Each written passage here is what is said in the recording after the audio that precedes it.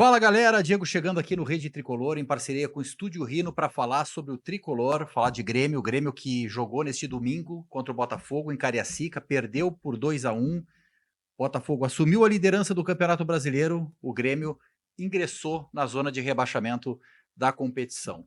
E eu queria repercutir alguns assuntos nesse sentido, porque algumas decisões polêmicas envolvendo mando de campo, envolvendo escalação, envolvendo jogadores que saíram do Grêmio para ir para o Botafogo, vamos colocar em pauta aqui e discutir esses temas aqui nesse vídeo que é opinativo, né? Opinião minha, do Diego, falando a respeito das questões de Grêmio, não é do Rede Tricolor como um todo.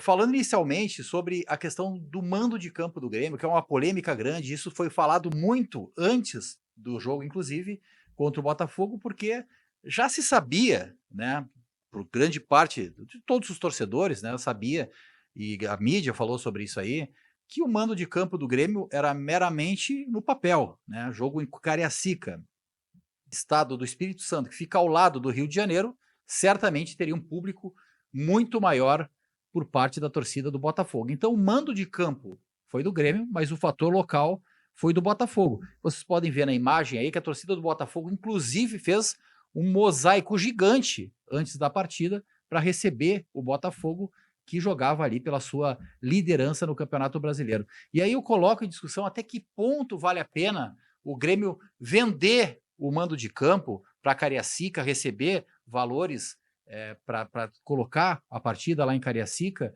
e colocar praticamente o fator local para o seu adversário. Por que não fazer o jogo que fez contra o Botafogo aqui em Caxias do Sul, por exemplo, no Estádio Centenário? E vocês podem ver uma imagem de como estaria certamente o Centenário se o Grêmio tivesse jogado contra o Botafogo aqui. Se não no Centenário, talvez no Alfredo Jaconi, se não no Alfredo Jaconi, talvez em Erechim, Boca do Lobo, Bento Freitas. O Grêmio tinha várias alternativas e o Grêmio está saindo dessas alternativas. O Grêmio está priorizando a logística ao invés do mando de campo. O Grêmio está colocando à frente as viagens, né, um deslocamento mais curto do que de fato está ao lado do seu torcedor, colocar um estádio lotado de gremistas empurrando o Grêmio para vitórias e bons resultados, e certamente a gente sabe o quanto o torcedor do Grêmio faz diferença quando está junto do seu clube, do lado do Grêmio, e a gente pôde ver isso nos dois jogos da Libertadores, quando o Grêmio jogou no Couto Pereira contra o The Strongest e contra o Estudiantes, o Grêmio foi lá, colocou 30 mil pessoas nos dois jogos, milhares de torcedores saíram de Porto Alegre, Rio Grande do Sul, Santa Catarina, para ir para Curitiba apoiar o Grêmio, e o Grêmio conseguiu uma classificação heróica na Taça Libertadores da América, venceu o The Strongest, empatou com o Estudiantes e classificou para a fase seguinte da Taça Libertadores da América. O presidente Alberto Guerra chegou a falar sobre o fato de ter colocado apenas 7 mil pessoas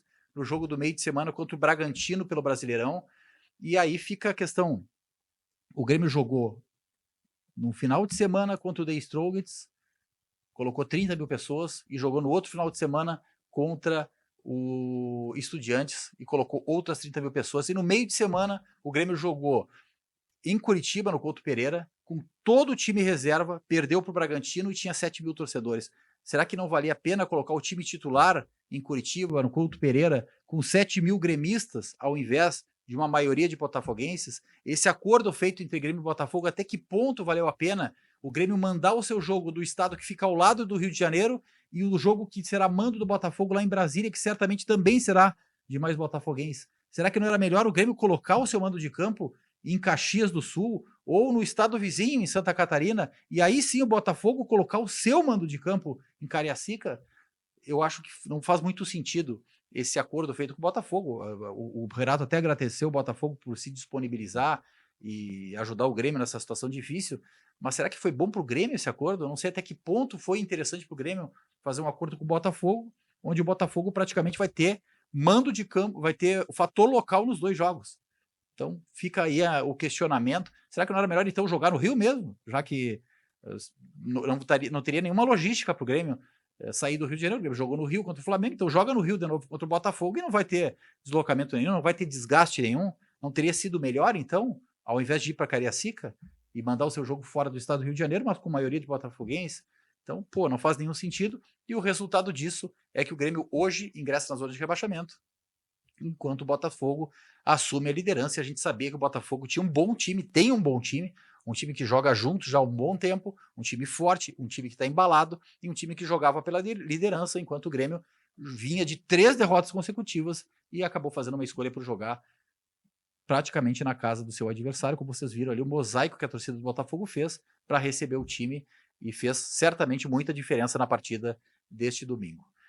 Com relação ao time, e aí vem aquela velha questão, velha discussão sobre as escolhas do Renato, e não estou aqui eu colocando em discussão o cargo do Renato, até porque eu sou daqueles que defende o Renato, eu sou renatista, literalmente, eu sempre defendo, eu sou um grande fã do Renato, entendo que uma saída do Renato seria um prejuízo enorme para o clube, o Grêmio não pode perder de maneira alguma o comando do Renato, porque a gente sabe o quanto que o Renato representa dentro do grupo do Grêmio e dentro do clube, e sair, e o Grêmio tirar o Renato num momento como esse, ou mais à frente, seria para mim catastrófico, e aí sim nós iríamos ladeira abaixo e muito dificilmente conseguiríamos reverter um cenário que começa a aparecer aí, que realmente preocupa todos nós gremistas.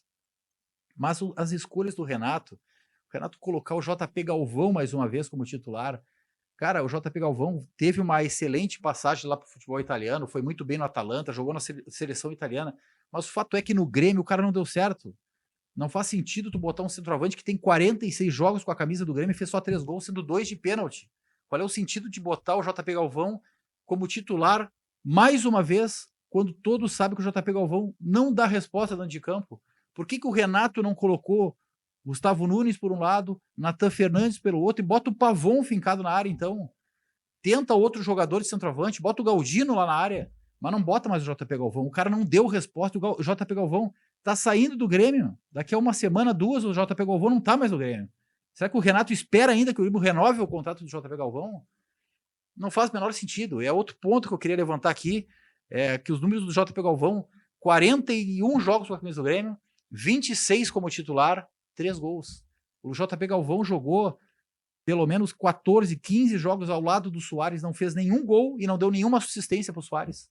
Qual é o sentido de jogar ainda com o JP Galvão como titular? Quem sabe como alternativa, entrar no segundo tempo, num jogo que está complicado, lá joga, vai o time todo para o ataque, bota o JP Galvão. Mas nesse momento não faz sentido, cara. Nada contra o cara, deve ser um grande cidadão, um grande atleta, deve treinar muito bem, deve fazer muito bem para o grupo, mas dentro de campo não está correspondendo, e se não está correspondendo, não pode jogar como titular do Grêmio. Bom, galera, e para fechar aqui, mais um ponto que fica aquela questão e fica aquela dúvida, o Cuiabano, e eu não vou ser oportunista aqui de dizer que eu não fui a favor da negociação do Cuiabano, porque, cara, o Cuiabano estava aqui no Grêmio, não jogava, não treinava, estava sempre afastado, sempre no DM, a gente não sabia exatamente o que estava acontecendo, mas a gente não viu o Cuiabano atuar, mas eventualmente quando ele jogava, ele correspondia, né? Ele conseguia fazer algumas boas partidas, inclusive chegou a jogar no meio campo, deu uma boa resposta no meio campo, e sempre ficou aquela dúvida, o que acontece com esse jogador que ele não consegue ter sequência, ele não consegue jogar, ele nunca está à disposição. O Grêmio negociou, e ao meu ver, o Grêmio fez bem naquele momento em negociar um jogador que não era aproveitado, por 8 milhões de reais com o Botafogo, e hoje a gente vê o Cuiabano aí voando no Botafogo, o Cuiabano com outro porte físico, com outra disposição, jogando bem, fez o gol contra o Grêmio na partida de ontem, a gente viu um Cuiabano marcando muito bem na parte defensiva, atacando muito bem, chegando muito bem ao fundo, então fica essa questão, mais um jogador aí que sai do Grêmio, e não teve quase nenhuma oportunidade, poucas oportunidades, as poucas vezes que entrou aqui não foi mal, foi bem inclusive, e agora está no Botafogo aí, liderando o Campeonato Brasileiro e titular absoluto do Clube Carioca. Bueno, eu fico por aqui, o Grêmio vai agora jogar contra o Fortaleza, lá no Castelão, um jogo complicado, há pouco saiu uma informação, vi que o Farid colocou a informação de que o JP Galvão deve ser reserva nesse jogo, assim eu espero, né? Eu espero que o Grêmio o Renato alguém do Grêmio tenha chegado no Renato e dito, Renato, pelo amor de Deus, não é mais momento de seguir com o JP Galvão, tenta fazer um time diferente, coloca de repente Natan Fernandes, joga com Gustavo Nunes e bota um meia então, ou bota o centroavante. O Pavon não é fundamental no lado direito, não é um cara que está fazendo a diferença, né? O Gustavo Nunes sim tem feito a diferença pelo lado esquerdo, a gente não tem o Soteldo, tem que botar o Gustavo Nunes, é obrigatório. Mas o Pavon, a gente tem uma alternativa do Natan Fernandes.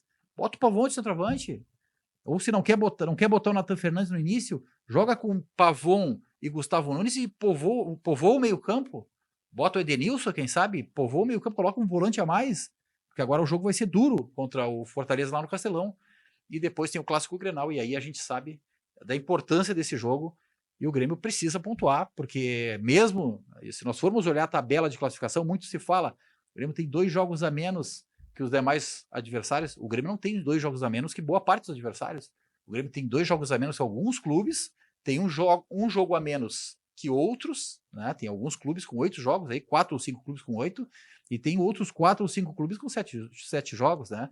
Dentre eles, o Criciúma, dentre eles, o Atlético Mineiro, o Inter, o Juventude, tudo com 7 jogos. Tem alguns clubes com 8 jogos. Mas, mesmo que o Grêmio tenha esses 2 jogos a menos, o Grêmio vai ter que ganhar esses jogos para sair da zona de rebaixamento.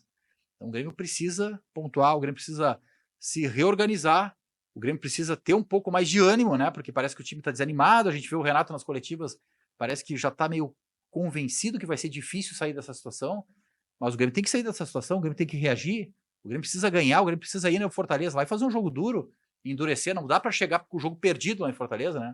O Grêmio tem que acreditar que pode ganhar do Fortaleza, que pode ganhar o Grenal, senão a gente vai cada vez mais entrando ladeira abaixo e a situação vai ficando cada vez mais difícil. E a gente sabe como é para o time grande, quando entra na zona de rebaixamento, se reerguer, sair dessa situação, é sempre bem difícil, bem complicado. Espero que tenham gostado do vídeo. Eu fico por aqui, tamo junto e dale tricolor.